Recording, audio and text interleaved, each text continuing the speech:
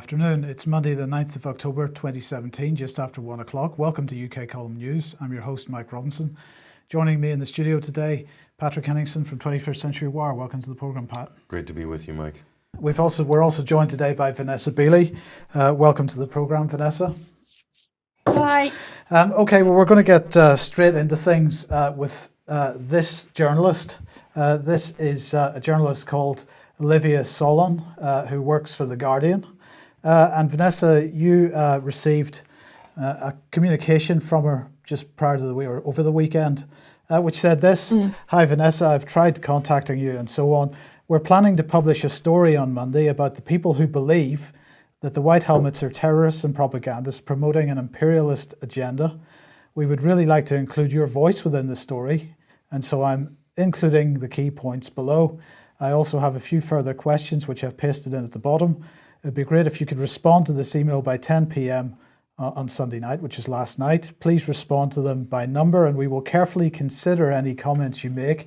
If you do not choose to respond to the numbered points by Sunday evening, we will proceed on the basis that you have no comment you wish to make. And the first point is that you form part of a truther campaign dedicated to exposing the White Helmets as having links to terrorists and being a propaganda vehicle for pushing US imperialist agenda. They are, in your view, part of a movement to demonize and destabilize the Syrian government. 2, that you attract an enormous online audience amplified by high-profile right-wing personalities and appearances on Russian state TV. 3, the Syria campaign argues that your work forms part of a disinformation campaign that is putting the lives of peaceful humanitarians at risk. 4, some of the anti-White Helmet stories you and others publish center around a few isolated incidents, including, and they list a couple of incidents which we can discuss shortly. 5, some White Helmets have been photographed carrying weapons to defend themselves despite marketing themselves as unarmed. 6, there is also footage of White Helmets taking a body away from an execution carried out by rebel militants, which you claim shows they are assisting executions. Others say that the White Helmets are called to retrieve bodies after execution so they can be buried according to Islamic ritual. 7, the anti-White Helmets campaign is supported by Russian-led propaganda machines, which help shape public perception in favour of Assad, raising questions about chemical weapons attacks.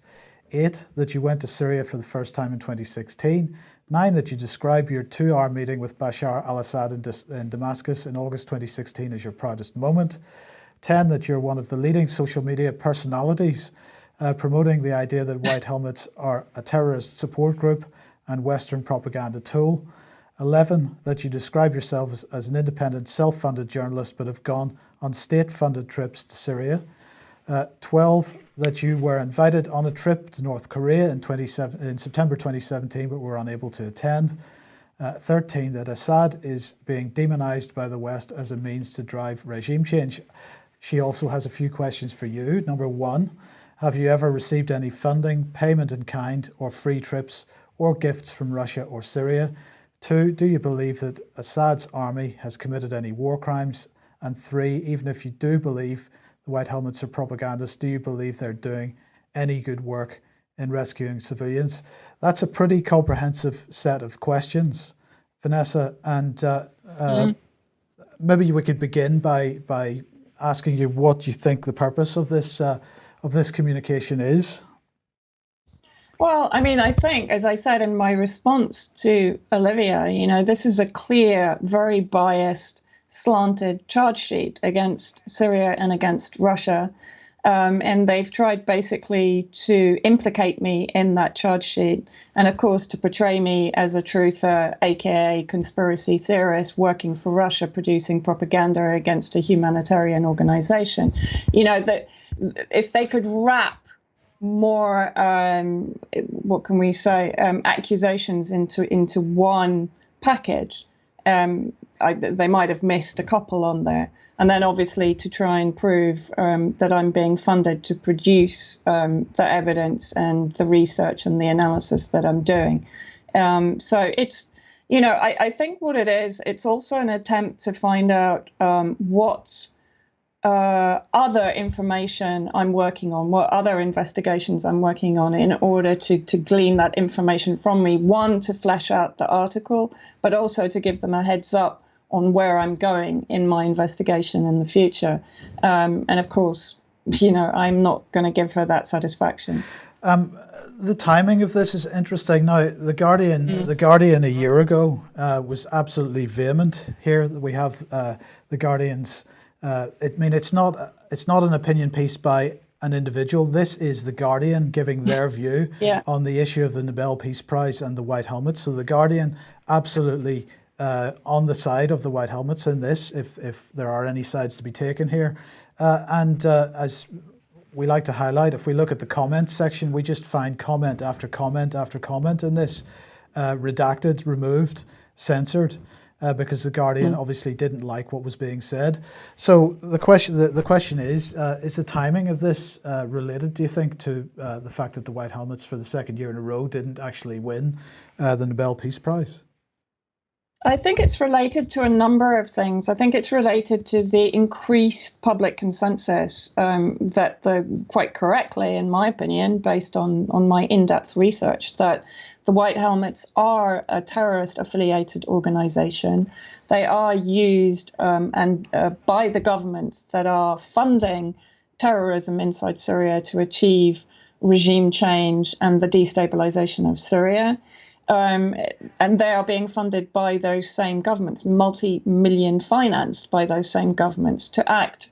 They have many roles to play inside Syria, but one of them is to act as basically human shields embedded with the terrorist organizations that are funded by the same NATO member states and Gulf states, to afford a sort of a protection for those terrorist entities, particularly on the front lines.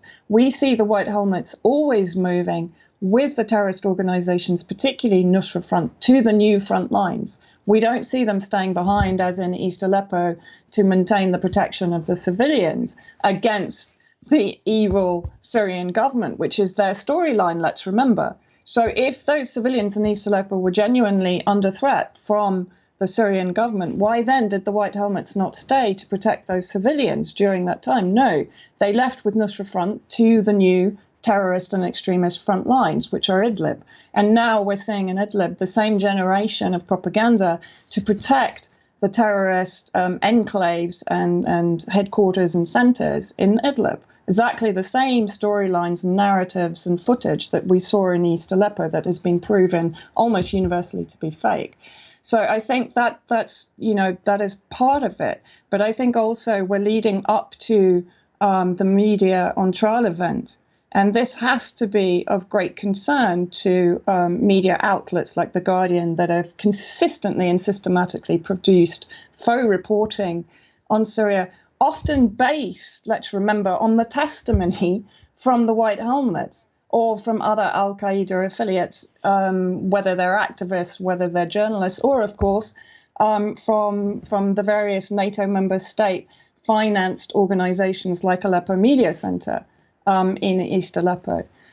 So I think it's a real mixture of things. I think it's a fear that the public consensus is going out of balance. In other words, the majority now, the majority consensus is that the White Helmets are a fraudulent organization who are affiliated and working with al-Qaeda inside Syria and are funded by the same criminal rogue NATO member states and Gulf states that are trying to destabilize Syria. That's one. Two is this media on trial event that's happening on the 19th of October with John Pilger and, a number of academics, journalists speaking out against the media obfuscation, the corporate media obfuscation of particularly the war on Syria. But yes, there is a certain level of resentment. I'm quite sure that their plan for the White Helmets to achieve the Nobel Peace Prize, both in 2016 and in 2017, is behind it. You've got a couple of questions. Yeah, I just wanted to add to a couple of things that Vanessa said, just to kind of back up what she's saying. This is if you look at the way that the media deals with independence, for instance. The fact of the matter is this: the main argument the mainstream media are using in defense of the official White Helmets narrative is that there's a lack of corroborative evidence out there, and only Vanessa Beeley and Eva Bartlett are the only ones on the planet who are saying these things about the White Helmets, and it can't possibly be true, Mike, because otherwise other people would be saying it. How come no mainstream media outlets are reporting it this way? Which is a logical fallacy. But this is the logical fallacy that journalists at The Guardian or some American academics operate on. And so the reality is, what the media tried to do in this case is isolate these independent journalists to make it appear that they are alone and therefore not credible. This is sort of a standard attack procedure, which the media do not just for attacking independent journalists or people trying to expose the truth. Whistleblowers get this treatment as well, Mike. So this appears to be the Guardian's tactic here in order to paint them as not credible. The other problem with this is this idea of they'll try to characterize, the Guardian would love to characterize 21st Century Wire as a Russian-led propaganda machine. I feel flattered that someone would call us a machine, as small and as we are, running on shoestrings and cigarette papers. But to say that even if Russian state media or if RT is reporting on the White Helmets, the fact of the matter is this: the Guardian has access to every piece of data that 21st Century Wire has, that Vanessa Beeley has, that Eva Bartlett, that the UK column has. They have access to the same information, the same data, but they chose not to do anything with it. They chose not to question the official narrative. They've dug so deep down their own rabbit hole with the White Helmets, promoting them for the Nobel Peace Prize or their Netflix documentary and the Bana of Aleppo story. They've dug so deep down there that they will do anything. They will do anything as gatekeepers to try to attack any dissenters, to protect the party line on these two very important public relations set pieces for the Syrian war. And quite frankly, The Guardian has colluded with the British government, and so have other mainstream media outlets. The Foreign Office has been funding the White Helmets. There's an absolute conflict of interest there in terms of USA, UK, and EU funding and support of this so-called NGO. And then these same mainstream media outlets, rather than question that, will turn around and attack anybody who questions that. It's extraordinary. Right. Well, look, this is part of the picture, and here's another part of the picture, and that is the issue of how children are being exploited, not just in Syria and not just as a result of Syria. But so let's look at this issue in general. This is something that UNICEF was pushing out today. A child is a child no matter what, and of course that's absolutely true. Stand with refugees and migrant children. And they pushed out a little video clip, and the one thing from the little video clip that you will see is that we're very interested in single eyes here, but this was the thing: burning houses, men with guns, and they're pushing the issue of Rohingya children. So let's have we'll just play this little video as we're talking here. If I'd been there, they would have killed me too. And what they're promoting is a young boy making some pictures with crayons, an 11-year-old boy, a Rohingya refugee, and it's all about the children now living in camps in Bangladesh, and how he uses the art to tell his story and how to heal himself of the trauma that he's experienced. I've no doubt that that is absolutely the case. What I'm objecting here, or what I'm raising here, is the fact that these children are being exploited in this way to push propaganda. So this is just one example. You've already mentioned the most heinous example from Syria, which of course is Bana of Aleppo. This is the New York Times this morning or yesterday. Bana from Syrian war zone to New York City. Then we've got another example here from Middle East Eye, from Aleppo to New York. Bana Alabed meets Colin Kaepernick. This is extraordinary. So this is a perfect example of big entertainment, big sports, Hollywood locking in with the corporate media apparatus, locking in with the state, locking in with the U.S. State Department, British Foreign Office sponsored sort of PR interests, if you will. So this is a total lie. This lie was promoted ad nauseum by The Guardian, The Telegraph, and every single other mainstream media outlet, CNN, everybody. They jumped on board with this whole Bana story. They're still pushing her. They're still exploiting her, Mike. But it's all right, Patrick, because she's safe now. She's safe, yes. But I'm not sure what she's safe from. Now, look, Vanessa, the key point here is that a trend which I think possibly began with Aleppo and the Bana story, as we've seen from that United Nations story with the Rohingya, this is clearly something which is going to be used more and more often, the exploitation of children in this way. I don't know if you've got any thoughts on the use of children. You have been talking quite a bit about it, at least in respect of Syria, but what are your thoughts on the broader issue? Well, I mean, yeah, I think you're quite right. It's extraordinary. I think it actually, it started with Alan Kurdi, the body of the child washed up on the beach coming in from Turkey. And that set off the entire, refugee divisions between particularly the left. And then we had Omran, of course, the famous injured boy in the orange chair in the ambulance, the image that went viral that was the face of the suffering of Aleppo. Bana came in some time after that when the Syrian Arab Army was actually advancing quite seriously into East Aleppo and towards full liberation of East Aleppo from the Nusra Front-dominated occupation. Bana, as we know, of course, just to let people know, of course, her entire family is linked to and working with the terrorist organizations in East Aleppo. So, this is quite an extraordinary, despicable exploitation of a child, not only by Western media outlets and by NATO-aligned NGOs, but by her own family.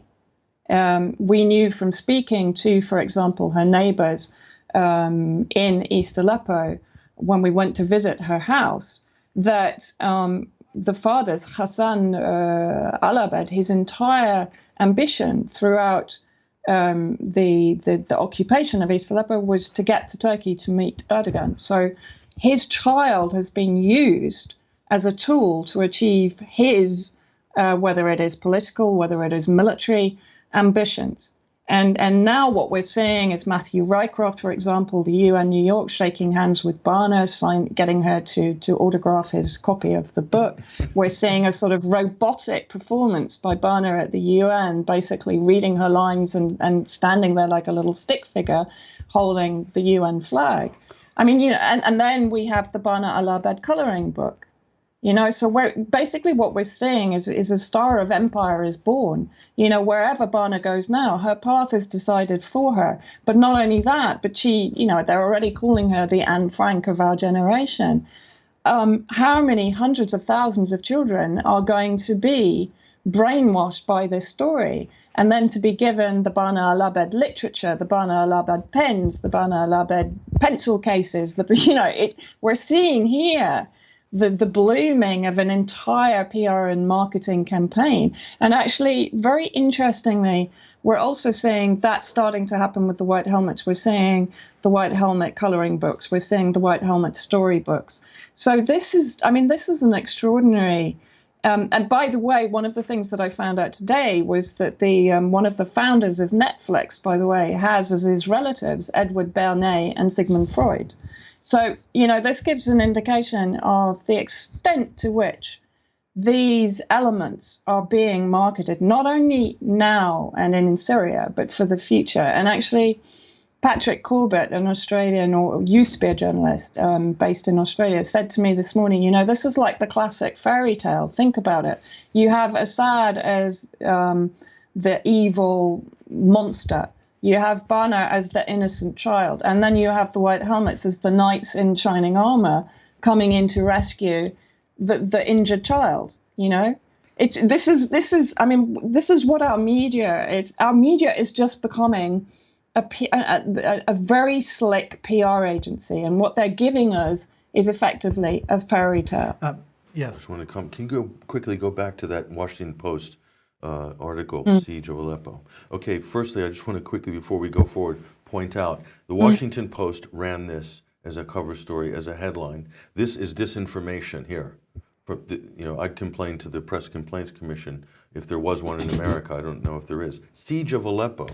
That's technically inaccurate. There was no siege of Aleppo. There was the battle for East Aleppo. So immediately this is how the mainstream media subtly spin everything to make it seem like the whole city of Aleppo was under siege by the evil Assad. So this is a lie, essentially, perpetrated by the mainstream media, and they all did it, Mike. Every single mainstream media outlet did perform that same little sleight of hand. Just wanted to point that out before we go ahead. Absolutely. Now, Vanessa, of course, the use of children for media purposes is only one part of this puzzle, because the other part of the puzzle is the way that children are being moved around the planet, and many of them unaccompanied. And we've been at the column covering this issue of unaccompanied refugees, and particularly from Syria, but not exclusively from Syria, for quite some time. And the fact that so many refugees had come to the UK are disappearing. Now, this is the Chief Inspector of Borders and Immigration, the so-called Independent Chief Inspector of Borders and Immigration. That's why the Independent Chief Inspector of Borders and Immigration has a government.uk website, a gov.uk website, because they're independent, Patrick. He has begun work on an inspection into how the Home Office ensures it acts in the best interests of unaccompanied asylum-seeking children. And this is the second in what is intended to be a series of inspections focused on the treatment of children within the context of borders, immigration and citizenship. This inspection is going to look at the reception arrangements for the children, focusing on the support and information provided to the child, collation of information about the child and referrals to other parties, how the initial encounter and who that encounter is with affects the child. It's going to look at the Home Office's role in carrying out age assessments. And it's going to look at the views of the Home Office and stakeholders about whether granting unaccompanied asylum-seeking children status and leave to remain is in the best interests of the child, and the impact of granting such leave and the amount of information and support provided to children about it. At no point in this press release does it mention children going missing from care, as many of these children end up in care in the UK when they come here, because not all of them by any means have family in the country. And so many of them end up in care, and then they end up going missing from care. This is part of a broader missing from care problem in this country. But the trafficking of children for sexual exploitation and other equally nasty things has become big business, Vanessa, and this is also being driven through Syria and other wars around the planet. Yeah, I think, we saw this, and I touched upon this in my article on Rashdin, the Rashdin massacre. And of course, what needs to be highlighted is that The Guardian and almost every other mainstream media outlet, who did they focus on during the Rashdin incident, was upon Al-Qadir Habak, who was the photographer seen on his knees, supposedly so terribly moved by the massacre that he'd seen happen around him, despite his clear involvement with the terrorist entities that actually orchestrated that entire massacre. And I'll be actually covering that in my part 2. But a number of those children are still missing, the ones that were piled in the back of the Nusra Front truck and taken away from their mothers at the scene. Now, there's varying figures, but I was told by survivors from Rashdin that 158 people are still missing. How many of those are children, I don't know. But every single one of these incidents is basically producing missing children. So where are these missing children going to? I mean, there was a video put out by the White Helmets, and in fact, I think it was yesterday, and it's a PR movie. But what you see them doing is carrying child after child after child from about the 6th floor on a building which has clearly not been hit by any sort of missile. And they're carrying these children, rough handling them down the stairs, filming it as they go. And of course, making all the usual noises about, rescuing them. But my question always is, when we see these videos with the White Helmets, we always see them with a disproportionate number of children without parents, without their mothers, without any relatives, and always surrounded by a large number of male White Helmets. Now, I know exactly what's going to happen now. They're going to produce a video showing a dozen white helmet female operatives with the children, because they're watching everything I'm saying. And I'd like to point this out to the white helmets right now, if you're watching. I know what you're doing, because when I mentioned the fact that you are a sectarian organization comprising only Islamist extremist elements, funnily enough, your vice president, Marwas, put out a video to the Oslo Freedom Forum claiming that you have in your ranks Christians, Shia. I mean, it's extraordinary. As soon as we make a strong point, within a few weeks, the PR machine that's running them steps in, and we see a response to that. They've even responded about the Real Syria Civil Defense, claiming that they are a military organization. So every single detraction that we're putting out there, their PR agency, because the white helmets, in my opinion, are not clever enough to work this out, but the PR agency is giving them the script. They're adding to the script. Yeah. So it's extraordinary. We can actually direct where this story goes by our own. So let's have a little clarity from them. Where are the parents of these children? Where are these children coming from? Where are they going to? Why were there 6, 7, 8, 9, 10 children being carried down the stairs with no parental care? It wasn't an attack. There were no bombs falling. There was no dust. So where were these children being taken? And why were they being handled? If they were injured, why were they being handled like sacks of potatoes? You know, these questions are never asked. Yeah. They're just, these movies are just put out there, as we said, like, you know, the heroes, the Superman. I mean, the images are becoming more and more Hollywood, more and more fantasy. We're almost getting into cartoon land with the white helmets. Yep. And also, when we did a program, Vanessa, Eve, and I made the comment of how they don't use backboards and they don't really care for spinal injuries. Oh. And then all of a sudden, very soon after that, I saw the first sort of spinal injury equipment appear on the scene. So there is a kind of wag the dog in reverse sort of phenomenon that Vanessa was talking about, which is kind of extraordinary. But all these kids are just going to the tally, the mythical tally of they've saved 100,000 lives. I think it's now every month it goes up about 10,000. So I think it's up. Well, it's up to 110,000 now. I think. Yeah. In Marwas, and this was another extraordinary thing, I actually watched his entire presentation, which was quite painful. I mean, again, we get the script again, 50 barrel bombs a day, each one a Richter scale 8. And as someone actually said, well, don't you think the neighboring countries might have picked that up on their seismometer? But also, I think he even increased the number of Syrians that President Assad had killed, personally killed, of course, to 720,000. In this presentation, you know, which got a round of applause from the audience. But actually what was interesting in this presentation, and I think that was August this year, was he basically begged the media outlets to give credibility to their reports and to help them battle against the propagandists who are basing their evidence against the white helmets on rumors and trying to cut off their funding. Now, that's actually a very telling message for me. Yeah. Because what it's actually saying is they are potentially hurting, right? And what they're saying is to the media outlets, please keep supporting us. Please sort of tell everyone that our OPCW reports and so on are credible, even though Scott Ritter, you know, Iraqi weapons of mass destruction expert, is saying they're laughable, they're comical, they're cartoon reports, you know. So it's you know, this is a very, and I think also what is happening and what we're seeing with the Guardian article is this maintenance of not only conflict in Syria, but conflict among activists, conflict among truth seekers, journalists, independent media outlets, left-wing politicians, and so on.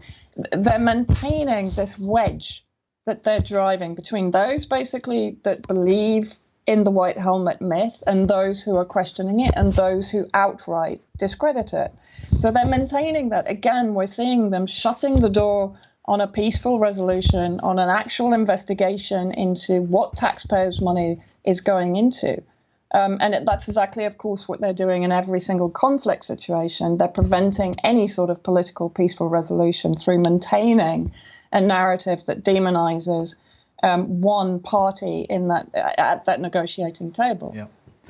Okay. Well, look. Thanks, Vanessa. We'll move on from Syria now, but stay with us. Now we're going to have a look at this this news outlet VG, which is Norwegian, and they published this article. VG exposed the largest child sexual abuse forum. It was run by the police. And basically what they're saying is that this was a major international police operation which had identified a website on the darknet called Child's Play, which was absolutely full of child imagery of sexual exploitation and child abuse. And between October 2016 and September 2017, a special police task force, as they describe it, based in Queensland, Australia, was able to quietly hack the site and had maintained the site and kept the site running for several months. One of the people involved in this was a guy called Paul Griffiths. He was heading up the Victim Identification Unit at Queensland Police Service State Crime Command's Task Force, Argos, as it's called. He is originally a Greater Manchester Police officer, Greater Manchester in the UK, of course. He was one of the first child sexual abuse investigators in the world to conduct image analysis of child abuse images to try to determine the location of where the abuse took place. He moved on to the paedophile online investigation team at the National Crime Squad. He helped set up the Online Protection Centre, CEOP, the Child Exploitation Online Protection Centre, and eventually clearly has moved to Australia and got involved with this task force, Argos.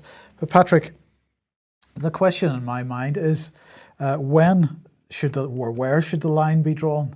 If the police are involved in doing this work to protect children, and particularly looking at child abuse and child sexual exploitation, where does it become inappropriate for the police to take over a website which is exploiting children and use that for intelligence gathering? Is that an appropriate thing to do? This is a very good question, Mike, and one would hope that the great and the good in the mainstream media would ask such a question, but I'm afraid they probably won't, or very few will dare in this case. It comes down to there's two dynamics here that are really important on this story.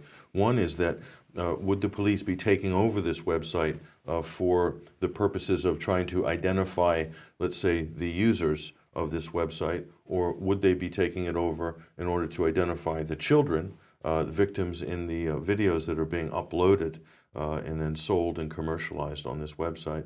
So those are two aspects of it. It could even be both. We're not privy necessarily to all the details of the investigation, but if material is being allowed to be uploaded and the continuation of the exploitation, the abuse of these children facilitated by a commercial forum like this on the dark web, then you have the police kind of facilitating an illegal crime syndicate, basically. So that is a problem and that needs to be looked at. At what point, is that permissible? Should they just shut it down and then continue their investigations, or is this? There's a big gray area, Mike, here between the crime and the so-called law enforcement. And in that gray area, I'm afraid to say, history does not bear out a very kind narrative in that gray area, Mike. The bottom line is, should the police be allowed to commit criminal acts in order to prevent criminal acts? Yes. And that there seems to be a major ethical problem here. And you wanted to highlight this, of course, not related to children. No. But here we have the FBI getting involved in criminal acts, in fact, encouraging criminal acts.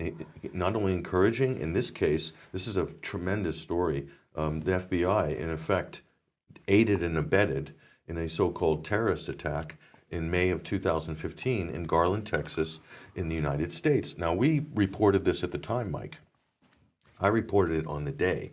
I stayed up all night watching the coverage, and I put out our report. And this was our original assessment, and we absolutely got panned by everybody for this because we were too easy on the Muslim terrorist, right? It turns out that the FBI had an undercover agent on site supervising this attack. And the attackers were groomed by a paid FBI informant for at least up to 2 years, who was paid $120,000 to groom this young Muslim convert who was then shot dead. How they found out about this is quite amazing. There was one person shot in this. There were 40 security and special forces magically waiting for these two attackers to show up at Pamela Geller's Draw the Mohammed cartoon contest. And one security guard was shot in the foot, I believe, that he is suing the FBI. During discovery, this came out, that the FBI had their guy on site. And so that's not only entrapment, Mike, that's aiding and abetting in a criminal act. And then the whole of the media, CNN and everybody, tried to spin this as some attack on America, an attack on free speech, incredibly. This is an unbelievable story on so many levels, but amazing. Vanessa, in terms of this dark web website, how do you see it? I mean, is the police overstepping the mark here? Yes. I mean, it's a totally new story to me, so it's a little bit difficult to comment on it. But of course, and we're seeing this, we're seeing all of the institutions across all levels overstepping the mark, because basically when we look at the governments that are controlling these institutions, whether they're military, whether they're police, whether they're judicial, those governments themselves are rogue elements in our society, criminal elements in our society very often. Before we even get into deep state entities or to the more clandestine dark power entities, we're heading into what seems to be, describing it as a bunny hole seems almost just not enough, but we just seem to be hurtling towards some sort of black hole. When we look at our media, when we look at our so-called non-governmental NGOs, when we look at institutions that are supposed to be brokering peace in the world, when we look at, as you say, the police organizations, the judicial institutions, all of them are corroded from the inside.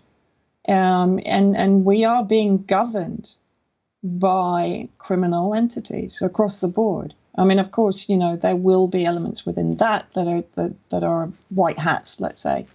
This isn't a sweeping generalization, but it's a frightening aspect of where we're heading. Yeah. Okay, well, we've mentioned it already, but let's bring it on screen. From Stop Wars Media on Trial event, which you're speaking at, Vanessa, and you as well, Patrick, headed up by John Pilger on Thursday, the 19th of October, Bloomsbury Central Baptist Church. Details are on eventbrite.com. Do get your tickets, £9 in advance, tenner on the door, I think. Let's just move on.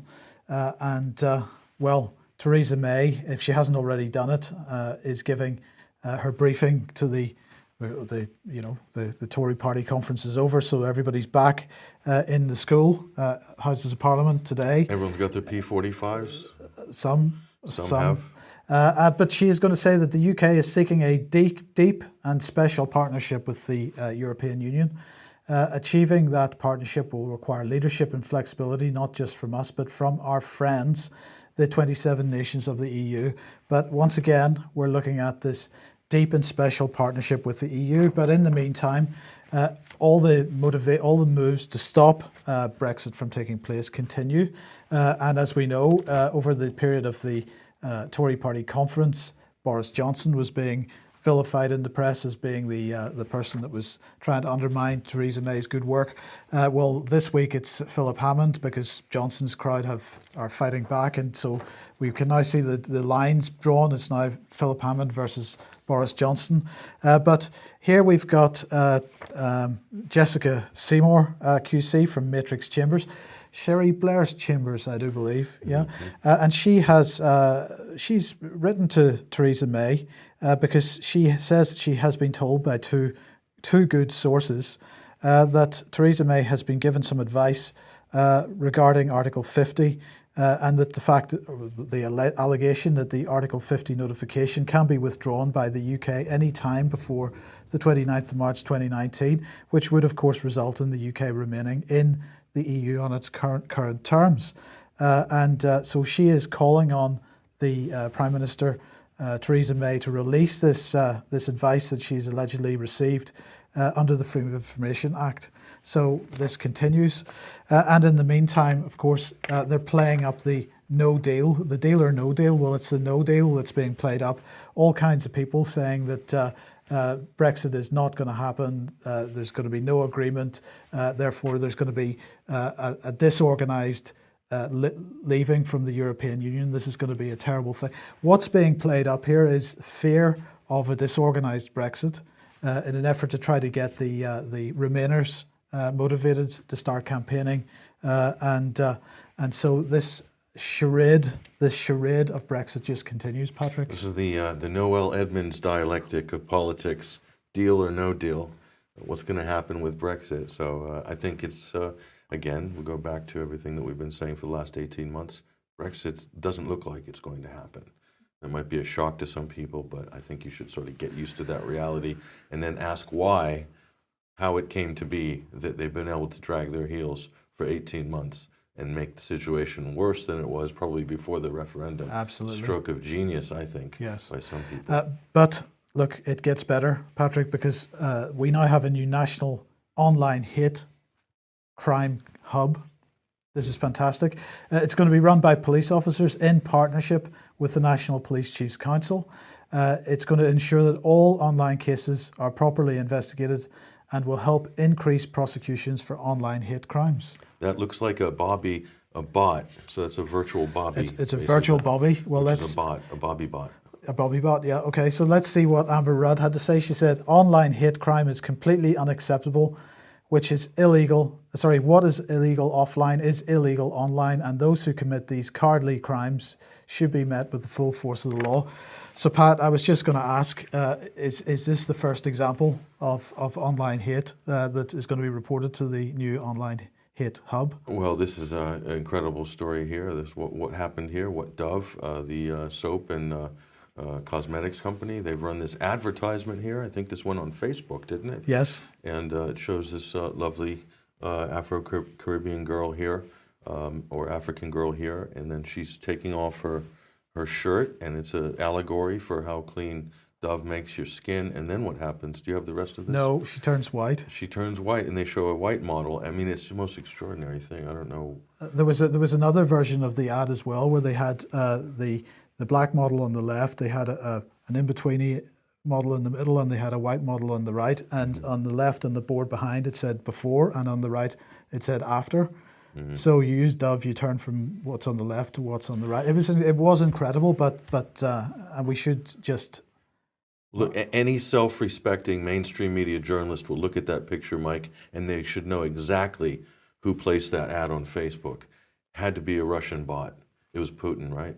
It must have been. Must have been Putin.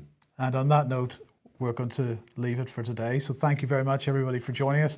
Thank you very much, Vanessa, for joining us. And a great event yesterday. I just want to say congratulations to Ian R. Crane for AV 8.1, the Artificial Intelligence and Transhumanist Conference in Covent Garden yesterday. It was a sellout. Full. In fact, they had to bring in more chairs because they didn't have enough space for everybody. And it was a tremendous. Dr. Graham Downing, myself, Brian Garish, Ian R. Crane, 4 great presentations, wonderful people there, Mike. It was a real success, and my hat's off to Ian for once again, over-delivering on expectations. Yeah. Okay. Thank you very much, Patrick. And we will see you again tomorrow at 1 p.m. as usual. See you then.